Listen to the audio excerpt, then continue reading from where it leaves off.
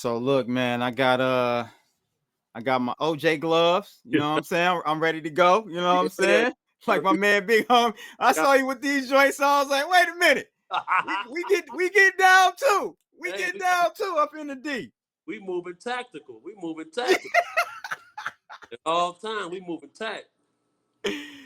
Dog, so it's great. Then it's an honor to have you on, big homie. I guess we could just start because you know, my audience probably don't know about you, Right. but as you know, on YouTube, a lot of people, at least for my channel, a lot of people view my videos that aren't subscribed to me. So I'm sure a lot of people that know you gonna tune in. But for the people that don't know you, kind of just give me a rundown, bro. How I found out about you was through Cam Capone. So Absolutely. how did that go? He broke you, right? He broke you to the internet. Yeah, that's my boy right there, man. He done turned into a good friend of mine, bro. So he the one gave me the first interview. That So interview. how did that come about?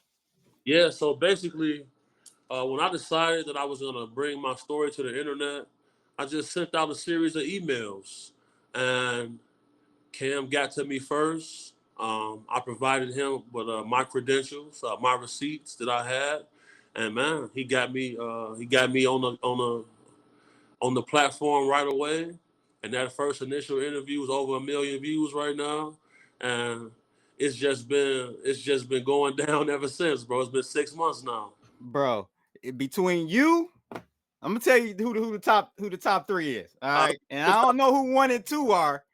I'm gonna put it to you like top 3 right now. You, I gotta give it to Ali Zoe. yes, He sir. going crazy, right? He going crazy. Going crazy. But so, That boy going crazy. he going crazy right Yeah, now. he going crazy. And then of course Charlton White. Charlton White, man, that boy he's stay turned up, boy. That Charles nigga stay White, turned up. he is uncancelable. He's uncancelable. He This the can't even cancel himself. he can't He cancel. can't even cancel himself. This the first man we ever seen can't be canceled, man. Insane. So You got a stogie over there? You got a stogie, man? What you got right there, of course, man. So this is a Byron. man? This is a Ooh. Byron. So you know about Byrons? Man, bro, I used to like cigars a lot until I got poisoned. I had to stop smoking them. We're gonna talk about that, ladies and gents. A man been poisoned 3 times. Yeah. And you brought that to probably a lot of people's light as forefront about like pneumonia and cyanide poison. I didn't know the connection. Yeah, And bro. you know what that makes us bring up Kim Porter And what's automatically. That was crazy, where I went to. facts, bro. And what's crazy is, bro, I didn't know about Kim Porter. You feel me? Mm, I didn't know about any of that type of stuff. You feel me? I was just telling my story. You feel me? And then other people started connecting the dots. It's like, yo, did you know this? Did you know that? I didn't know that. And it just kind of led to me really reflecting on like, man, I've been involved in several very heavy situations. You feel me? right, I'm somebody you might have to poison if I'm your enemy. You feel me? I'm gonna right, make it hard for people to get. I make it hard for people, bro. You feel right, me? So it's like right. not one time did I think in my mind at first that I was getting poisoned, bro. You feel me? I thought I had the flu. You feel Mm-hmm. me? But then it was just lasting so long, and then like I wasn't getting a sore throat. You feel me? I wasn't getting other symptoms of the flu. You feel me? I just was feeling bad. You feel me? Feeling bad, feeling fatigued all the time. And some of my homies in law enforcement ended up doing some tests on my car, my front door, stuff like that, Mm. and they found it. You see what I'm saying? So when I got tested at the hospital, and my toxicology report came back, yeah, man, I had remnants of cyanide in my body. And then, the doctor told me that people used to use rat poison to slowly poison and kill people. So that's why they took cyanide out of rat poison. Oh, okay. You know you can extract cyanide from cherry pits. Right. And, I recently found that out. You see what I'm saying? Okay. But, Okay. I wasn't eating no cherry pits, man. You feel?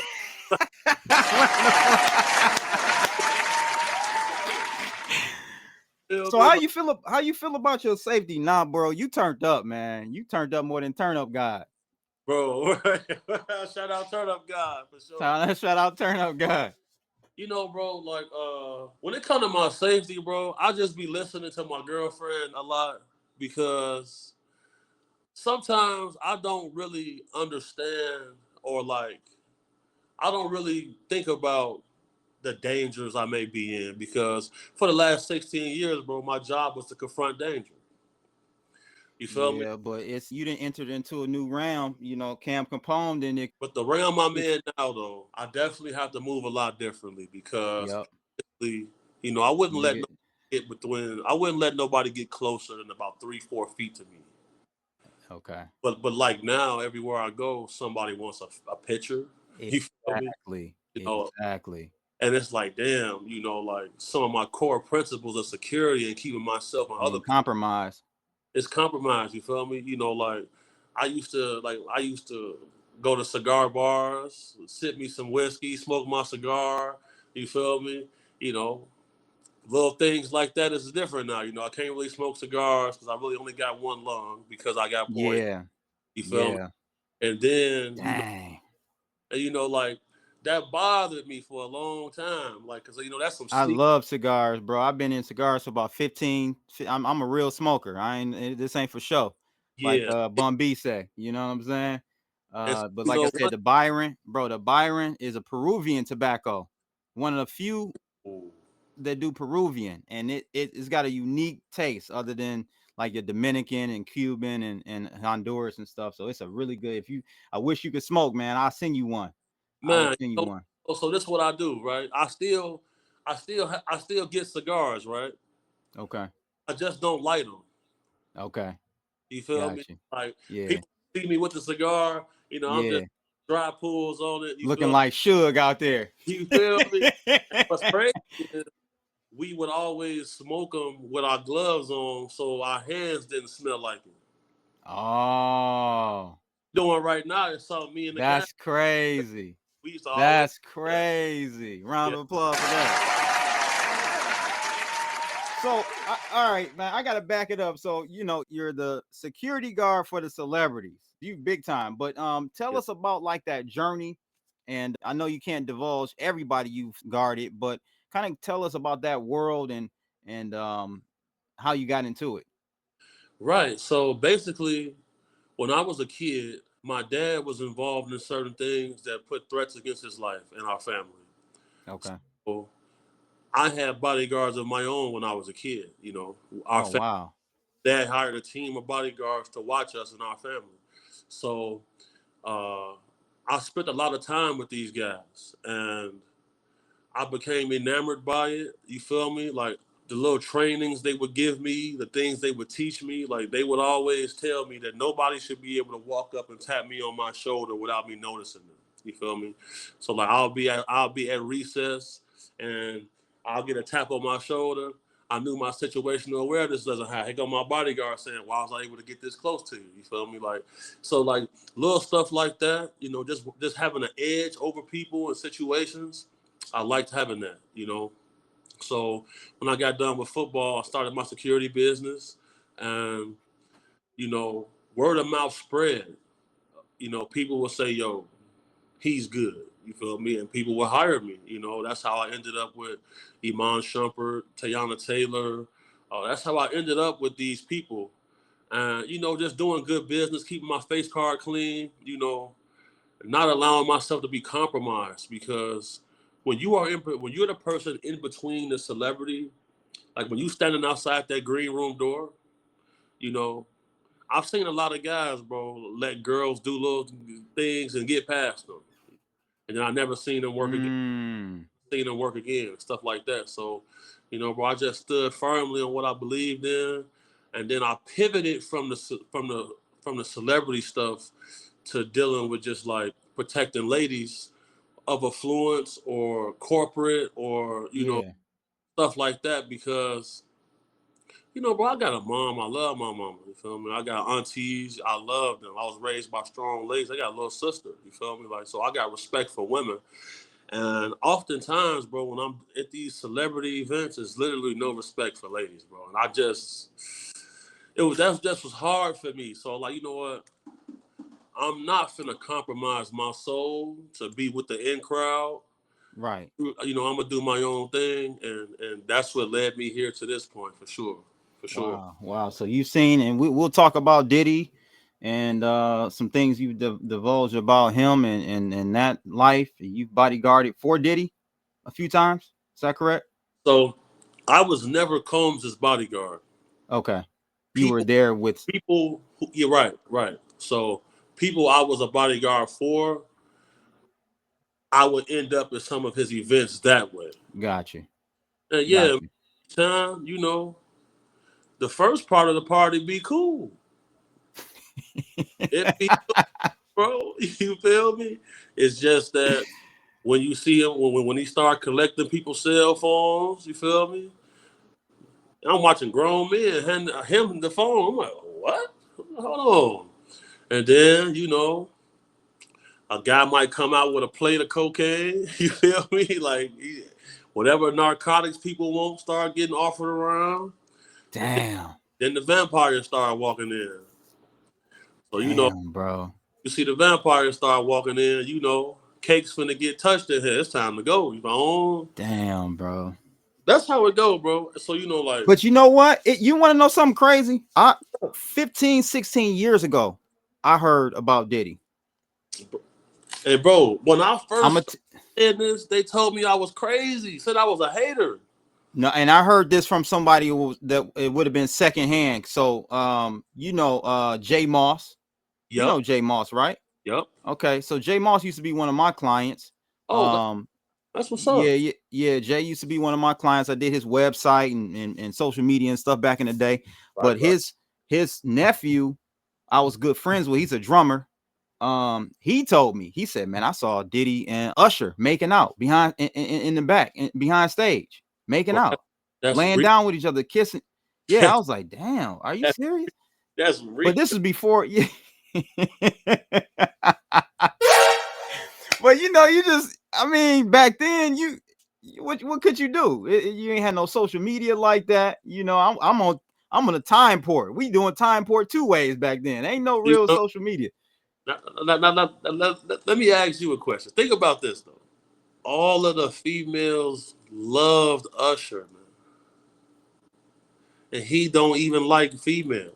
You see what I'm saying? Like this, they pulled a crazy scheme on the world, bro. Like, and That's crazy.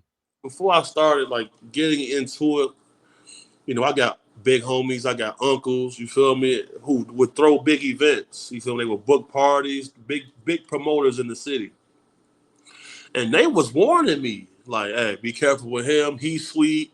He might do this. Like they was already warning me. So like, the gangster guys that we looked up to, like they looked down on the celebrity crowd. Like they would say, man, that stuff is for weirdos.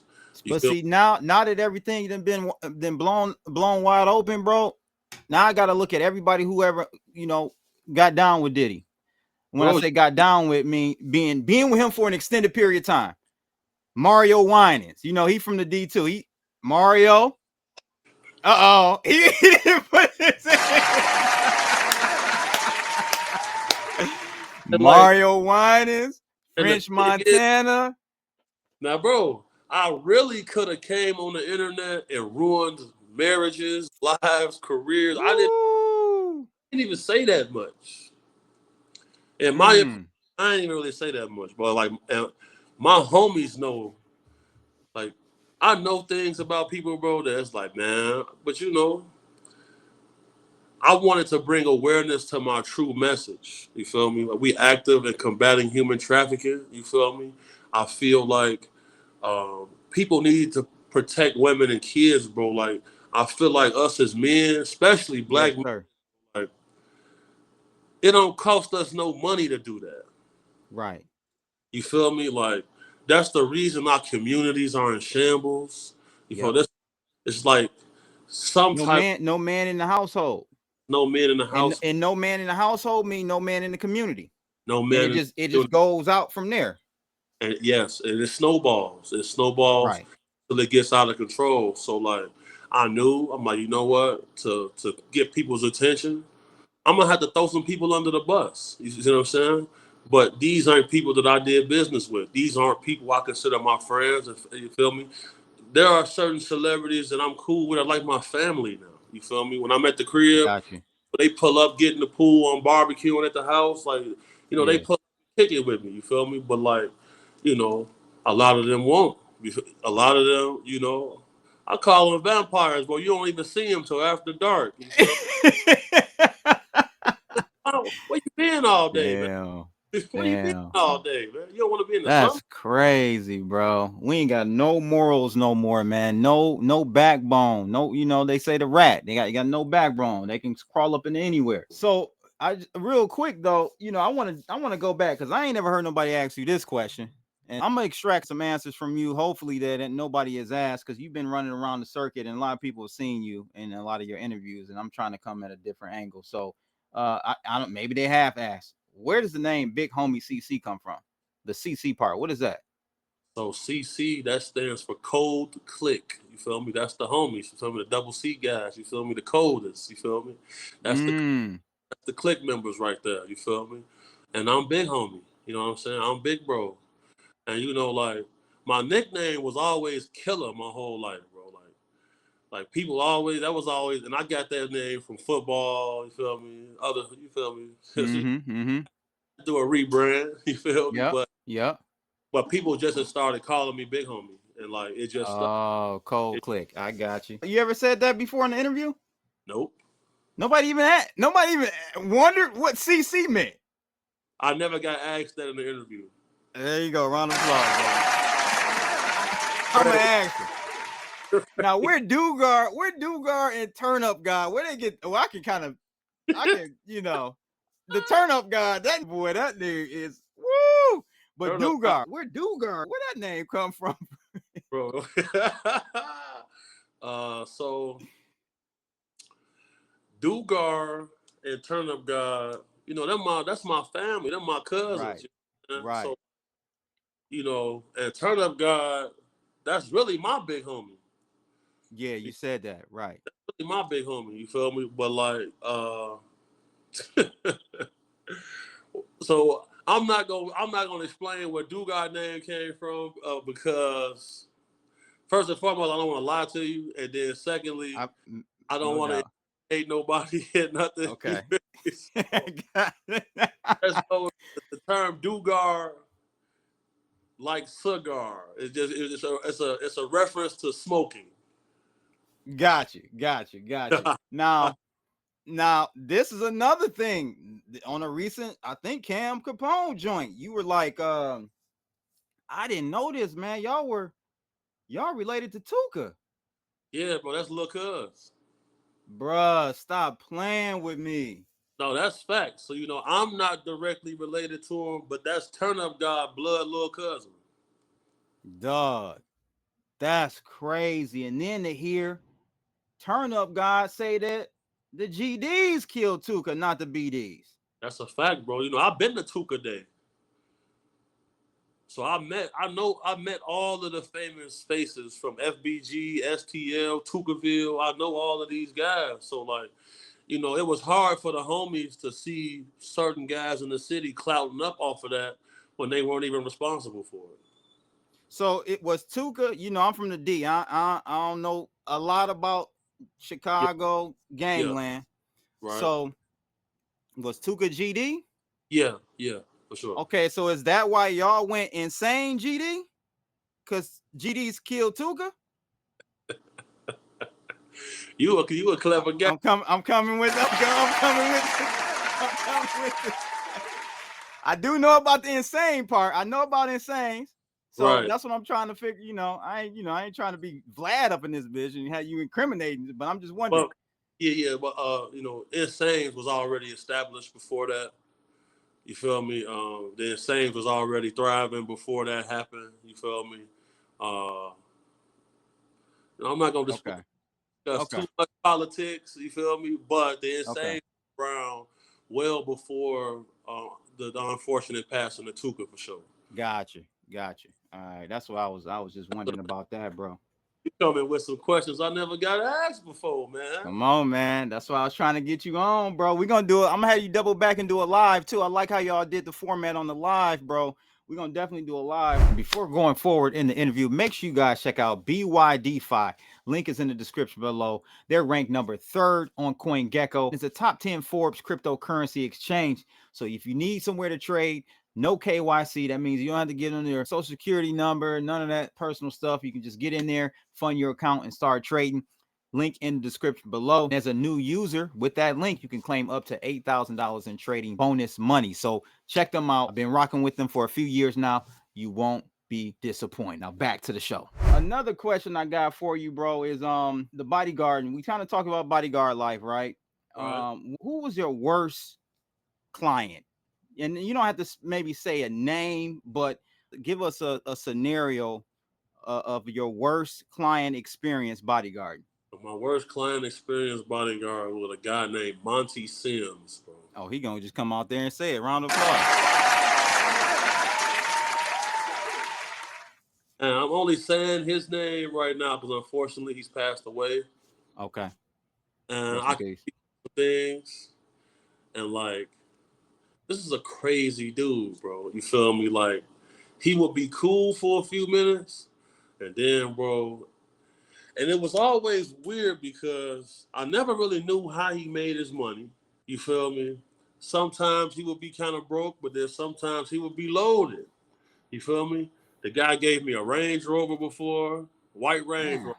You feel me? So like, he would start a lot of shit, bro. Like he had a lot of enemies. A lot of people hated him. And then like, he would go buy like cheap costume jewelry. And we'll be out at a real fancy restaurant, and somebody will say, "Man, that's a crazy watch you got." He'll say, "Yeah, man, me and Jim Jones got the same watch." And people would believe this. And I'm like, man, I watched him spend $20 for that watch. You know who else do that or did that? Ooh. I'm not going to, maybe I'll edit this out. I don't know. You let me know. But BG, see, when kind of fell out with Cash Money, he came up here to the D. Like, he used to run with my boys' people. Oh, shit. Okay. Moving up here. Okay. So he was heavy up here for a while before he got locked up. Really? He did the same thing. He'd go to the gas station, buy the whole rapper kit, the whole joint, the whole joint. But the thing is, big homie, if you jumping out of range, you jumping out a Benz. Yep. Perception is everything. You don't really need to spend that much money. You don't have to. And I learned that from him. Like I learned, and I said, okay, this game is about perception. Yeah. So okay, if he's doing this, that means there's others doing this. So there have been times throughout my career where I would get a call to get somebody's jewelry back. It should be fake. You know how many times that jewelry was fake? Bro, they don't want nobody to find out it was fake. They rushing, man, bro, I'll give you whatever you want, man. Can you please get it? My God. Well, I'm like, man, y'all just had me risk my life for a fake chain. Okay. That's crazy. I see how y'all playing it. So like, that's why I started to move away. I don't like doing security for rappers. You feel me? Okay. Cause like, bro, I've never really met many rappers who ever even had money. Like, most rappers I seen never really had money. Like 2% of rappers got money, bro. Like, cause bro, if you're not getting booked for shows, you signed to a record deal, you're not getting your streaming money. You got the 360, right? You got the 360. The way you really can get paid from is shows, appearances, sponsorships. So if you're not hot, look at Meek Mill's situation right now. He used to get $250K a show. He say he haven't been booked for a show in a year. Yeah, I don't. So I'm going to assume he went broke, and the only reason I'm saying that is because I think last year I was on my way to North Carolina and I was listening to a podcast, and Ross was on Drink Champs, I think, right, and was like, basically, this is before they kind of got back together. He was like, yeah, I helped little homie out. I bought his house from him. Yeah, he bought that $1 million from him down in that. I assume, yeah, I kind of put 2 and 2 together, like he was having some liquidity issues. So you know, bro, I know like before he went to jail the last time, he said his monthly bills is like $40,000 a month. So if your bill's $40,000 a month, $480 a year, that's $500,000. That's $500,000. Just say $500,000. that's a huge overhead. That's a huge overhead to have. You feel me? And so like, you know, when Wale came out and told Meek like, man, Ross owe us money, stuff. You feel me? And then when Meek came out saying that he got a bad deal, and then you know Ross said, look, man, you can renegotiate your deal. You know, all these brilliant, rich billionaire people cash that in. I'm not finna negotiate with you, man. You feel me? Right. That should be smoke and mirrors, bro. It be smoke and mirrors. Cause like Damn. we see rappers every day. Like I always say this, bro. When you see the rapper guy with the stack of 200,000, that's all he got, man. He walking around with it. That's all he got right there. You feel me? So like, That's crazy. you go to these guys' cribs, bro. There be 5, 6 motherfuckers living in there, other rappers and shit like that. Like, yeah, you live here with him? Oh, okay. Damn. So the game is just all a facade, bro. It's entertainment. It's They entertainment. actors. Yeah, they actors. I remember when the gangsters would have they rapper in the crew. He our rapper. Right. For sure. Let him go rap. We doing this street shit. Right. Now they want the rappers to be drug dealers, killers, scammers, trappers, and they want you to rap. Woo. Then they all in jail and dead. The drill scene really fucked it up, man. Thanks, Chicago. Thank you, guys. We appreciate it. Bro, the drill, that's... Okay, so should we blame the drill? Or should we blame people like DJ Akademiks who really brought it to the forefront and made it popular? You know, bro, he's an immigrant, bro. Like, our culture to him was like the most amazing thing he ever seen. You know, this is a guy who was in school to be a mathematical biologist, man. Right. Jamaican. Yeah, bro. Right? So where he come from, he not seeing this shit, but no one's documenting it because this shit ain't supposed to be talked about. You feel me? So he don't operate on them same morals and principles that we operate off of. You know, he's he's an immigrant. The shit we talking about to him is barbarism almost. You see what I'm saying? So that's why, you feel me? That's why he making videos. But you know, I didn't appreciate how I saw him the night that Dirk got locked up. He was almost excited. He was live streaming.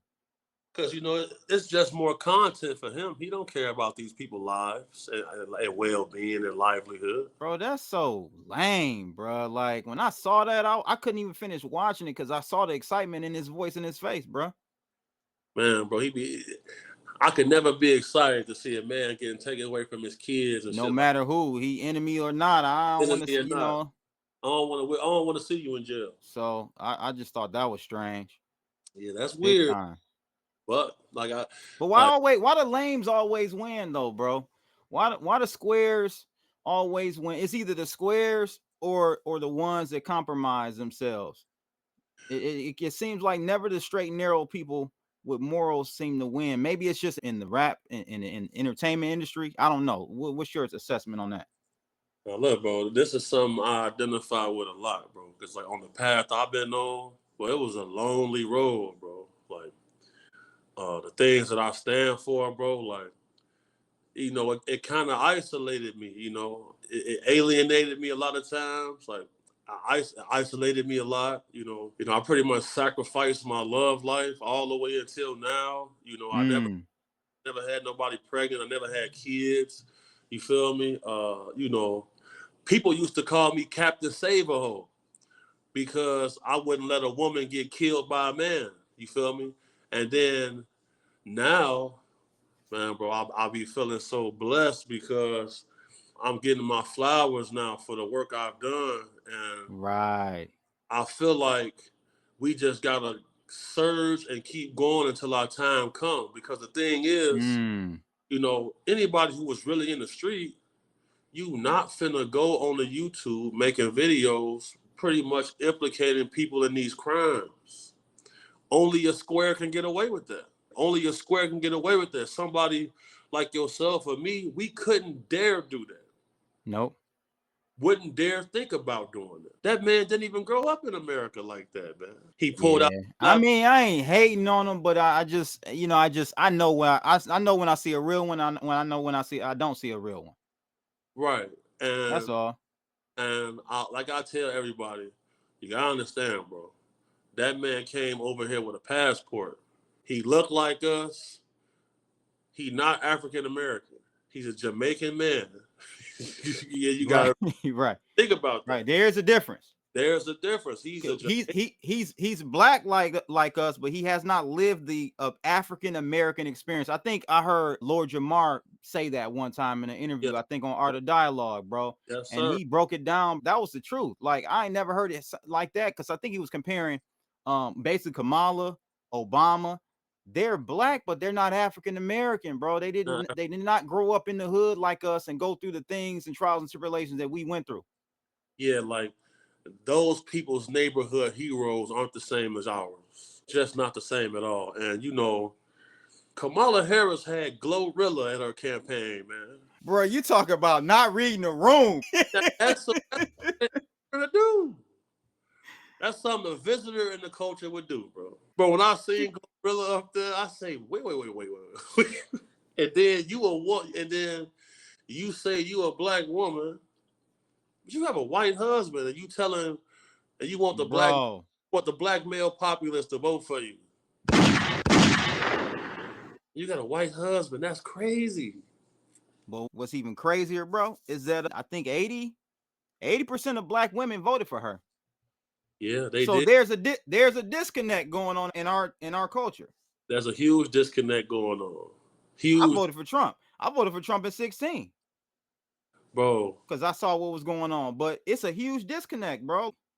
They stole. So let me ask you a question. Did they steal the election or not? Without a shadow of a doubt. That's crazy. You don't win by a landslide, and you didn't. They stole the first election. That's why I had to go out and vote. I really had to go out and vote this time because Trump said, you know, make it too big to rig, and that's what we did.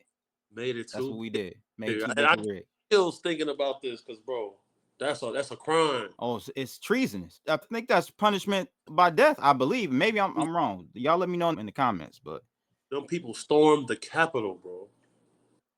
If he would have lost this one, I was so concerned, bro, because I'm like, man, I know if shit hits the fan, a lot of people are going to be calling me. And a lot of guys I know was like, look, bro, I'm going to be out there with them this time, bro. That's what I just said, bro. I literally would have been out there. I told my girl, I told my kids, I might have to crash out for this white man. Bro, because this shit getting out of control, dog. They was doing too much, bro. They doing too much.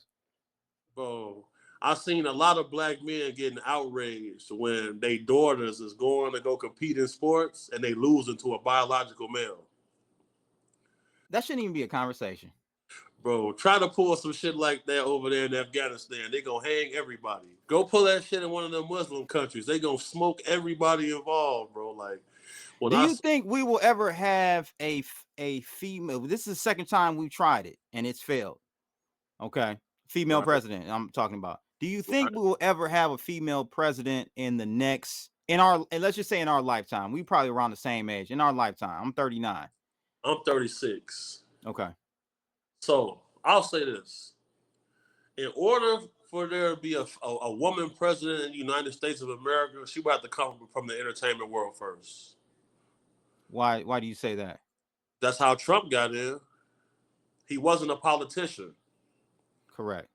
It would have to be somebody like that. Like if Beyonce and Oprah or something like that was to run, they're gonna be hard to beat. That's facts. Kim Kardashian working for this, toward this. Kim might be a good candidate. She actually helped us out, bro. She was a major proponent. Well, she in her 7th year of law school right now. Correct. You know, people need to get prepared to see her running for a congressional seat. The Kardashian political experience is coming. So would you vote for her? Hey, at least she dated black men.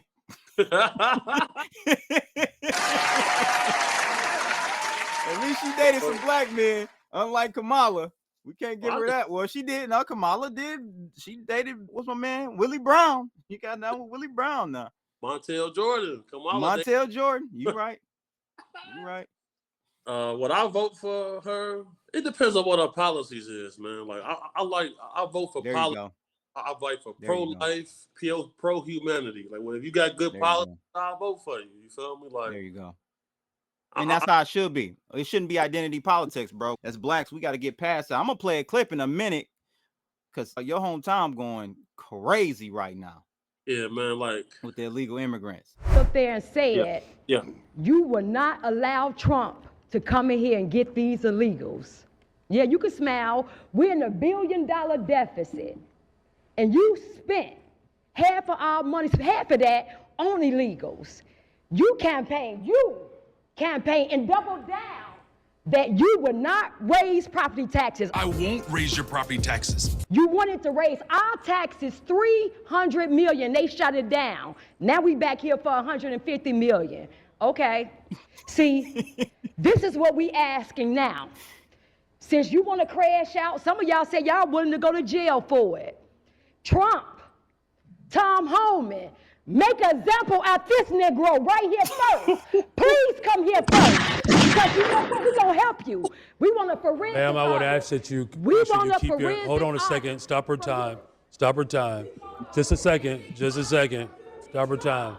Ma'am, I would ask that you, if you want to continue speaking, you have to make sure that your language is appropriate, okay? All right. Alex. Okay, you can begin her time again.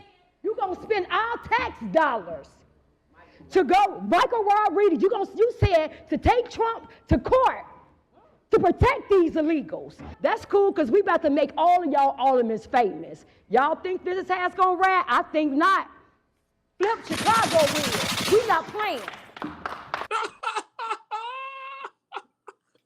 Y'all turn up, God. Hey, y'all turn it up out there in the shy, baby. And that's one thing, bro. Like in Chicago, bro, everybody will get crazy with you, bro. Like, and that stuff Auntie, them Venezuela, bro. The only states that was blue was swing states. That's where it. you did not need an ID to vote, bro. They had a plan to steal this election, and we took them. They had to me, bro. I was in a dark mood for some months because I'm like, man, if you study history, whenever there have been assassination attempts on the head of state, civil war ensued after that. That's right. And I'm thinking to myself, like, man, how am I finna protect my family if things start to get crazy? And I was like, man, do I have to get like a bigger house and get everybody in one location? So we started coming up with protocols in our family just in case of what I was seeing happen. I'm watching things take place. You got representatives from Texas say Texas thinking about seceding from the Union. So in order to secede, that means you have your own military somewhere. That's right. And they constitutionally can. Texas, I think, is one of 2 states or 3 states that constitutionally can secede from the Union. That's how critical. It was critical. And that's scary for people. Like, that's scary for me. It's like, all right, now. We dodged a bullet. No pun intended. Bro, I was so happy when I seen the results. I was like, oh, I could chill because, bro, I was preparing myself to have to fight in the street. I'm not gonna lie. Yeah, me too. Yeah, when you said that you was gonna be out there with them, I told my kids, bro, that's just a choice you gotta make, bro. As a man, and it's a fine line for me, and probably you thought about this too, because you thinking, damn, I'm fighting for a country that really don't fuck with us. Like, I'm talking about us as in black men. Right. It's a kind of a touchy situation. Like, damn, I'm about to go fight for it. But at the end of the day, this is the only country I know. Yeah. And as a man, if you're a real man, you're going to stand on that front line. You're going to stand on front lines, bro. And I'm with frontliners every day. And it's like, you know, we had serious talks with each other. Like, look, this is what it's looking like, and this is what our plan of action is gonna have to be if these type of events take place. And you know, you said something very profound to me right now. You know, this country really don't fuck with us like that. You know, it's home. It's home. That's all I know. I've been to Africa. I've been out on the continent. I've been to Nairobi. I've been to Kenya, and I felt more proud about being an American after I had that experience. Interesting. Because, you know, you go over there, bro, you know, it was interesting to be somewhere and don't see no white police. It was interesting to be someplace where everywhere you went, everybody was black. You feel me? But, you know, if you go to Walmart, if the stickers say $4.44, that's what all it is. Over there, dude will look at you. Negotiating. And he gonna say, oh, it's not $4 no more, it's $8. I'm like, bro, but the stickers say this. They gonna change the price, you feel me? And then when you look at the grand scheme of things, when you be in your hotel and your power go out 4 or 5 hours, like, yep, that happens in Johannesburg a lot. I'm like, man, what the? And then you look at the landscape of the country, bro. They got all of these resources and all of this, but everything is outsourced. Like, China then took it over, bro. That one belt, one road took everything over in Africa. Right, and I didn't feel like I was at home when I was there. Really? Now, have you taken your have you done your DNA? Yeah, I did. Okay, me too. So I'm 53% Nigerian and 9%. Okay. That's a tribe in Kenya. You feel me? So okay, you know, I'm 74% Nigerian. I got some Togo, and Benin, Togo and Benin. Yeah, okay. Benin, yeah, Benin, and dang, it was another area. But you know, it did make me feel. Have you been to Nigeria? So I didn't go to Nigeria. I didn't go to Nigeria. We're gonna have to go out there to Lagos, man, because that's. I want to go home because I want to see how it feels to be on soil where my DNA is. I wonder if it's gonna hit different. Now look, bro. I will say, boy, it hit different, bro. Like it was a spiritual experience for me though. Like I felt, okay. I like, man, this is where I'm from. Because everywhere I look, I see my people. Right. That was cool. That was cool, but it really helped me understand tribalism a lot. Because, you know, the African heart is dark, man. And I say that because I've seen it. But if you from the same tribe, they show you love. You see what I'm saying? Like, they ain't gonna shit on their own people. But if you not one of them, it's cutthroat. You know, and like, get a liquor license for $500. That's crazy. It's a lot of corruption over there, bro, in a lot of those countries in Africa. So you know, we talk about how corrupt it is over here. It's like 3-4 times worse over there. It is. I called an Uber at the airport, and 10 motherfuckers pulled up to pick me up. I said, wait a second, man. Like, what? Yeah, and like, bro, it's it hit different over there. It definitely hit different. It's crazy. It's a good experience, you know. I am gonna look into dual citizenship though. You feel me? Because I am too. With you being 74%, you know, you can get your citizenship in Nigeria for free. They'll give you that. I did not know that. Yeah, you can get that, bro. Oh wow. So you can get dual citizenship for free. We're gonna make that happen. I was looking at some other countries, you know, because I follow Nomad Capitalist. I don't know if you follow him on YouTube. I know about him. Yeah. He be putting me up on a lot of game, man. And I was highly considering it before this Trump thing. I was, you know, that was one of my contingency plans. Like, okay, let's get a second passport somewhere. You know, I was looking into all those options and everything. So, but I'm gonna check into that Nigeria thing. Now, back to the bodyguard situation, bro. What's your weapon of choice? FN 5.7 28mm with laser sight. I've shot an FN. I can't remember what model. No Glocks. I'm not a Glock guy, bro. Like, you feel me? Like, it's either gonna be an FN 5.7 or Kel-Tec 9mm, because I can put the Kel-Tec right in my pocket. Okay. I personally feel like a Canic or like a SIG or an FN is just a much better firearm than a Glock. Okay. Uh, Now I've heard about SIG. I fired some SIGs before. Those are nice. Yeah, and then like for close protection, bro, you need a weapon that you can easily conceal, that's light, and that when you get to it, how do I explain this? Okay, let me ask you this way: would you have an extended magazine on your Glock? Hell nah. Like all that type of stuff, bro. That's is goofy. Yeah, all that, and then like these switches. No, that's bro. Like, bro, this is why y'all shooting the old lady in the house and the little girl on the bike praying and spraying. It's just going everywhere. How you? Yeah, that's worse than a Uzi. I've shot a Uzi, man, and that thing is, it's got a handgun in automatic mode. What you doing? Like TK Kirkland said, who raised you? Who raised you, for sure. For sure. Yeah, that's reason I would carry Glocks is because it's very reliable. You don't have to do a lot of maintenance with them. I think with the SIGs, I don't know how your FN, how much you clean it, how often you clean it and oil it. And no safety on them Glocks. And that's something I don't believe in that. Oh, okay. Okay, tell me more. Yeah, that's like the major thing with me and Glocks. Firearm safety is very critical, bro, especially if you have children, especially if you have, like, how many times I heard about somebody reaching down into their bag and hitting the trigger and shooting themselves? Yeah, it was an NFL player some years ago that killed himself, man. Feel me, bro? Like stuff like that. And then, I've seen the effects of when a child gets their hand on a firearm.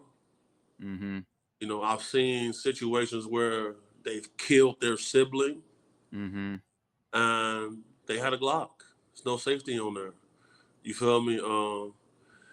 The most practical, conservative gun safety advocates, you're not going to put the gun with the trigger lock into the safe every day. That's just impractical. If there's a safety on that weapon, that's increasing the percentages that weapon cannot be a danger to somebody. True. And that's just something I believe in, because, bro, guns are only good for one thing. They only made to destroy. That's what it's made for. It's a tool of destruction. It was engineered to be able to bring down the human body. So if you got an instrument of death, you should have a safety on there. Okay. I hear you. It's just my personal belief. My pushback on that, it's not really pushback, but if people are going to use or carry on a daily a gun that has a safety, they should train with that safety. That's important. So it's almost like you gotta go to outdoor ranges. I don't know out there and where you at. I know they probably got a lot of outdoor ranges out that way. That's all you got out there. Bro, it's so many. It's so many. And bro, I'm not even a gun enthusiast, bro. Like, I'm not a big gun dude. You feel me? Me either.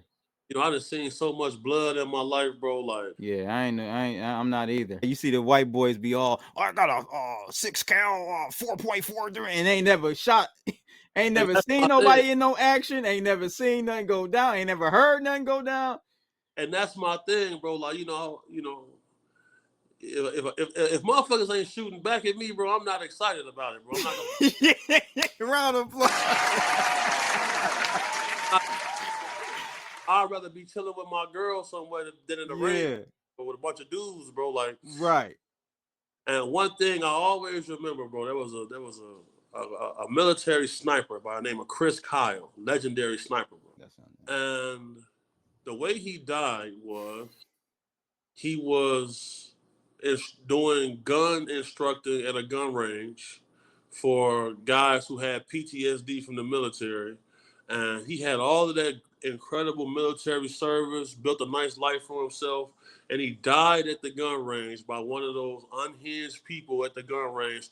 Instead of shooting the target, he turned to shot him. Bro, that's one of my worst fears when I go into the range. That's why I don't go too often. That's why I don't go, because it's like, look, that's facts. If I up this pistol, I'm gonna get you. You feel me? Yep. So it's, center of mass, I'm bringing you down. Right. What I learned is, bro, you only get so many chances. That's right. So you have to, sometimes I just don't put myself in a place where I There you go. worry about that. There you go. Because if you're thinking about it can happen, more than likely it's gonna happen. Yep. Straight up. Yeah. Facts. What about mixed martial arts? What do you train and have you trained with? Because I call him my sensei, but he's a fella that I used to smoke with a lot, and he's done almost like, I know you've heard of Blackwater. Yes, sir. He's done some like Blackwater type joints over in Haiti. He done some, he major dude. This dude is major. He trained me for about 2 years. Okay. In his basement. Me and my fellas, we go and just train with him once a week, right? In his basement. Did that for 2 years. So he put us through like a fast track on mixed martial arts, from Muay Thai. Had to learn boxing. Right. We had to do Salat, Muay Thai, JDM, and boxing, and another one. I can't remember the name, but he taught us all these so that we could train and protect ourselves from these. Because we wouldn't use, so he would bring a boxer in, and we would have to spar with that boxer so that we know how to defend against a boxer. So what styles have you practiced with? Which ones you like the best? Okay, so the way you just broke that down is pretty much like the same for me, bro. Like I took bits and pieces from different disciplines, because no situation is the same. Mm-hmm. You got to be able to grapple. You got to be able to. You got to be able to use your hands. You got to be able to use knees and elbows. So that's why when you said Muay Thai, you got to be able to use knees and elbows. Like, these are the hardest parts on the body. You feel me? So like, I'm not trying to fight with you too long. You feel me? I'm trying to incapacitate you as quick as possible. I'm trying to do as much damage as I can fast, so I can get back to my tools and get back to my principle and get off the X. So I definitely did a lot of boxing, because I'm a boxing fan, enthusiast, historian there. So like, I definitely did a lot of boxing. I did some jujitsu. I did wrestling, and that's it. Jiu-jitsu is the other one we did for a little bit.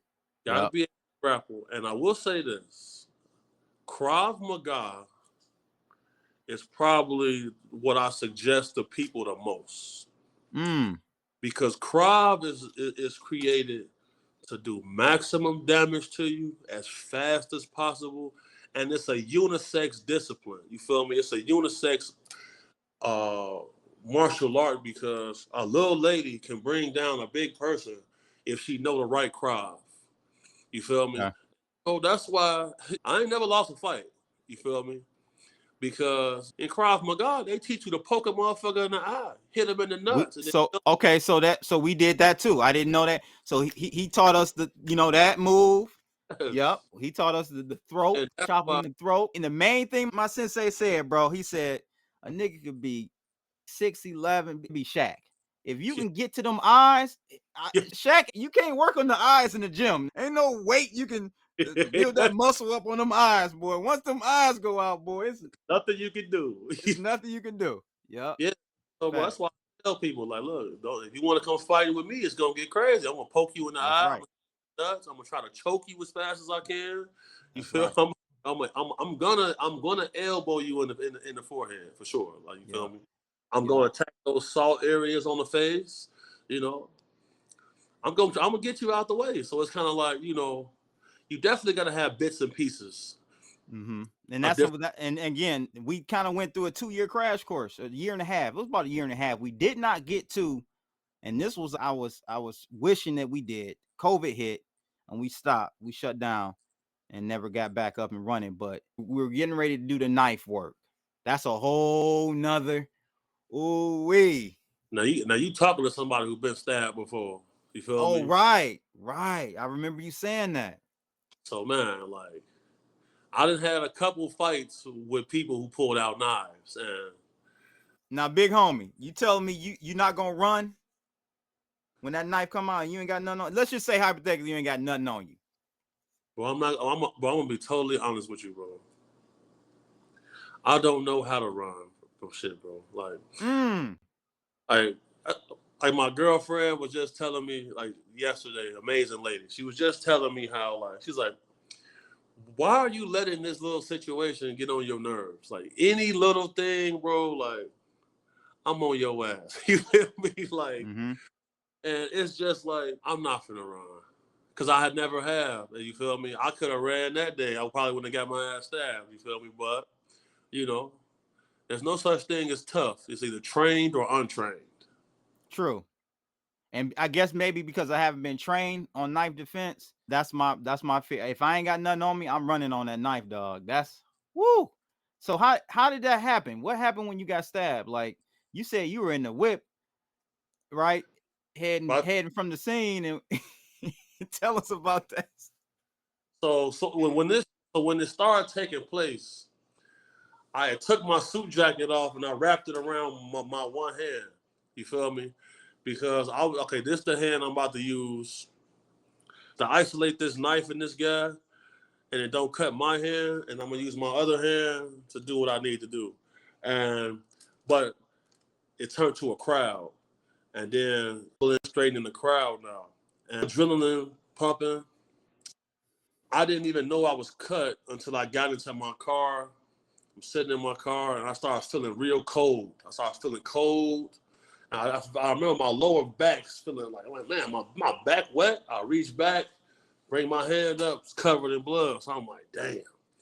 So it was a surreal feeling for me because I couldn't rationalize this. I'm like, man, somebody cut me? And then once you get cut, you got to get a tetanus shot. Tetanus and right. They got to put their finger in the wound to make sure there's no internal bleeding. And bro, when I tell you, I'm scared of that cut, boy. I ain't even gonna hold you up. Yeah, like, you know, at this stage in the game, I'm gonna avoid that. You feel like, you know, I'm not like, and you know, in that situation, you know, I didn't have no firearm. You see what I'm saying? Right. And it's like, you know, I'm damned if I do, I'm damned if I don't at this situation. You feel me?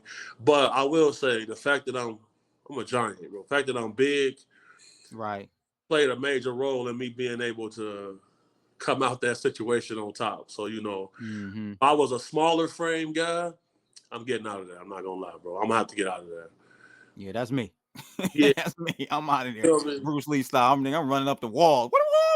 I'm out of there, boy. I'm out of there. All right. So what was your best client? What was your best client? I think you may have said this before, but who would you say? Yeah, that's what. Yeah, I remember you saying that. Why is that? Why is that? Yeah, he's a solid homie, bro. Like he a solid homie, bro. You feel me? Like when he in town, he pull up to the crib. If I'm barbecuing, he coming to get get a burger. You feel me? He gonna order whatever I need him to bring over there. You know, he done bailed me out of jail. You feel me? Like that's what's up. Jump all day, man, for sure. Without a doubt. Okay. Can't debate it. Him and yeah, I don't know. Yeah. Jump for sure, man. That's my boy, man. Okay. Yeah. Shout out to Amon. What's a story you've never told? Bro, there's a story I never told, bro. It's about this guy I used to work with who was a bomb dog trainer, bro. This nigga working for the Unabomber, y'all. Round of this nigga working for the Unabomber. Bro. All right, let me hear this one, dog. Let me hear this one. All right, so my buddy I used to work with is named Milan. And Milan, he was like this. So Keith, here's the deal. We train dogs, right? I'm like, yeah, y'all train dogs. He said, but here's the problem. My uncle, sometimes he may kick dog in ass. And okay, that's fine with some dog. But not with wolf dog. So the thing was, you know, they bred Siberian Huskies. And they wanted to make their Huskies larger and have like more wolf traits and stuff like that. So they went and got a wolf hybrid dog to breed with one of the females that they had. Okay. That was Husky. And, you know, Milan, tough dude. His uncle, a real tough dude, old school Serbian guy. I believe they were Serbian. And he was real concerned about his uncle and that wolf dog. So he tells me, he's like, you can, Rottweiler, Pitbull, they're dumb. They're going to forget. You can kick him. He'll still come wagging his tail to you for a treat. Wolf dog, hold grudge. He's going to think about that for a long time. And the first chance he get, he's going to try to bite your throat. And I'm looking, and he explaining this to me. I'm looking like, man, bro, like, why y'all got this dog then? You feel me? Like, you so concerned about it, why you got it? But his uncle had the dog. So a few days go by, and we own their property, and you got to ride on ATVs to get to the kennel that they got where they keep the animals and shit, keep their dogs and shit. So we riding over there, and bro, we see his uncle running for it. Look like he's running for his motherfucking life. So we see his uncle taking off running. And sure enough, bro, he said he hit the wolf dog with a belt like the day before. And he said after he hit the dog with the belt, he said the wolf dog waited for the right opportunity, bro, to bite dude on his fucking throat. So like he got a permanent scar right here on his throat when the wolf went for his fucking jugular, tried to kill him because he hit the dog with a belt. Oh, I didn't know they were that smart. Bro, it's a wolf. Like, bro, that wolf dog, but and it's big, bro. Like, okay, it's big. That's a big dog. And like other dogs would smell them and ears back between their legs. I'm like, nigga, that's a wolf. Like, this ain't even a normal.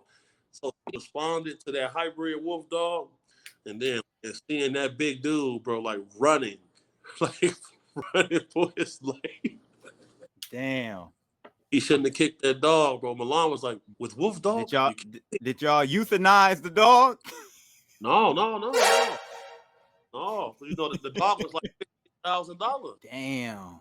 So, you know, and they was like, shit, he violated, you know, there's rules to this shit. You feel me? You can't kick the wolf dog, man. You feel me? Because that ain't a dog. That's a wolf. You feel me? They say that they hold grudges, bro. They don't forget nothing. Wow. I didn't know that about wolf dogs. Did not know. That's crazy. Crazy shit. That's crazy. So, I mean, we kind of talked about the Chicago thing. I was in the Chi maybe about a month and a half ago. I go out there every once in a while just to get some cigars and stuff. It's some, like I said, the Byrons. Next time you're in the Chi, it's a spot out in Schaumburg called Byrons. Check it out. Next time you're in the Chi. For sure. Yeah, but I was out there getting some sticks and stuff, just kicking it for a weekend. And man, downtown, I think I was in West Loop. Man, it was a Thursday. The immigrants, I don't know if they were Venezuelan. I don't know. They could have just been Mexican. I'm not sure. But they had the kids out there on the school night peddling, bro. Candy. It was like 11:30 at night. Now, they fresh to death, though. They fresh to death. They in Adidas jump shoes. They got brand new shoes on. And I'm just like, what the fuck is going on? That's the Venezuelans, bro. Different culture, bro. Like different where they come from, different child labor laws. Everything is different where they come from. You feel me? If you want to be a third world country, you bring a third world to you, and that's what they was doing. That dude, Homer, they were doing. So how do you feel about Trump, bro? That deportation shit gotta happen like that, and the guy running the borders. The borders are. You need people like that, bro. Like, our country was headed to a dark place, bro. It was about to get a lot crazy. And, you know, in my community where I'm from, bro, like, it's like people in my family is concerned about them Venezuelans, bro. You feel me? Like, you know, we're going to see this administration lock up mayors and shit like that over this illegal immigration stuff. We're going to see that happen. My whole thing, my recipe, a remedy to that is to say, okay, Denver, you know, y'all don't want to play. Illinois, y'all don't want to play. Y'all don't want to line up. Okay, this is what we're going to do. We're going to lock down and enforce everywhere else but there. So guess where these illegals going to go? To your spot. Yeah, you know. And let me see how you deal with it. And even then, though, bro, the problem is, bro, if you go to the ICE website, they said that they let 13,000 people with murder convictions across the border. That's right. Now, we know that number is that's an estimate, but most likely an estimate below the real number. The real number is the 60,000. There you go. There you go. It's ugly. Crazy. That deportation shit got to happen though. Gots to, and it is. It thank God. So that's what's up. And you know, Trump is being very tough with the new president, the lady over there. Oh yeah, I don't know if you've been following that. Let's wrap up. Definitely have to have you back on, bro. We'll do a live session next time. Let's get it. I'm ready when you are, bro. We Okay. working. For sure, we working. United Health CEO, man. That shocked a lot of people. Broad day with the silencer, man. I saw the silencer. At first, I didn't see that image. They gave us a clear image, and I saw that boy sticking out. Now, did you see how he was manually chambering the rounds? I heard it jammed. It was a 3D printed gun. Really? And I think he had a 3D printed silencer as well. Now, you know, when you operate in silencers, they can jam. They can jam. They can jam a little bit more often. And then the inscriptions on the casings, what's that all about? That right there is like signs of secret society activity to me. That's crazy, man. Yeah, man. I definitely want to come back on the stream with you and talk about this shit right here, because the dude knew the angle of the camera on that street. That shows me some things right there. And then if the weapon had jammed, he cleared that jam very quickly. Yes, he did. They said the shots were all center of mass shots. They said he waited for hours to see the guy.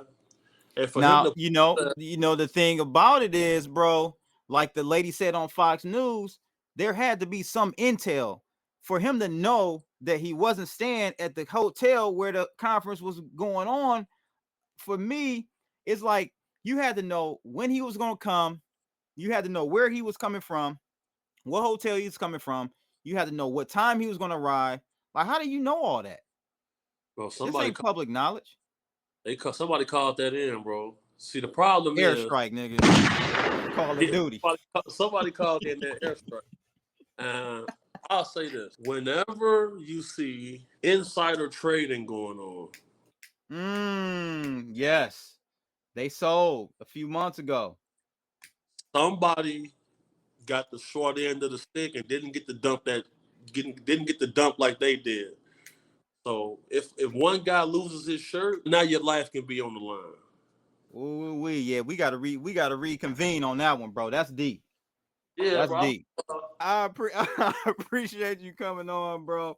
Definitely have to have you come back on. Let the people know where they can find you, and your YouTube, man, starting to turn up. I didn't even know you had a YouTube channel until I wanted to search and found you had a YouTube channel. Let the people know what's going on. Yeah, man. So if you want to find me, my name is BigHomie.cc. You can find me on YouTube at Big Homie Vlogs. You can find me on Instagram, BigHomie.cc. And shout out to my boy Crypto Blood. We working. You already know. And then you got the movie coming out, right? The documentary movie. We got a TV series coming out called Can't Make This Shit Up on Look Who TV. Starring your boy. You feel? We got another show getting ready to come out as well. And we got a movie about my escapades getting ready to come out. So. Oh, man, we making movies now? Yeah, man. I'll be filming like 7-8 hours a day. Ooh. Going down. You about to put this bodyguard shit down, bro. This about to take off. Yeah. It's time for me to be a husband and a family man and shit now. I said when I was getting ready to stop doing the bodyguard stuff, I was going to come to the internet. That's where I'm at right now. Look at the universe. Round of applause for that. Shout out to Cam Capone News for making that happen, bro. He broke it. You turned up, bro. Definitely did. Up. So wish you much success in the future, and we'll definitely link up, man. Hopefully do it live. Let's do it live next time. Let's do it live. Yes, sir. Next time, we can talk about some crypto stuff too. You feel me? Yeah, we ain't even get to the crypto, bro. I done had you on the crypto show, and we ain't even get to the crypto. Good God Almighty. Yo, it's Crypto Blood, Detroit flow, streaming from the D, knowing what to show. Indicators are on point. OG since 12, invested in trade, living.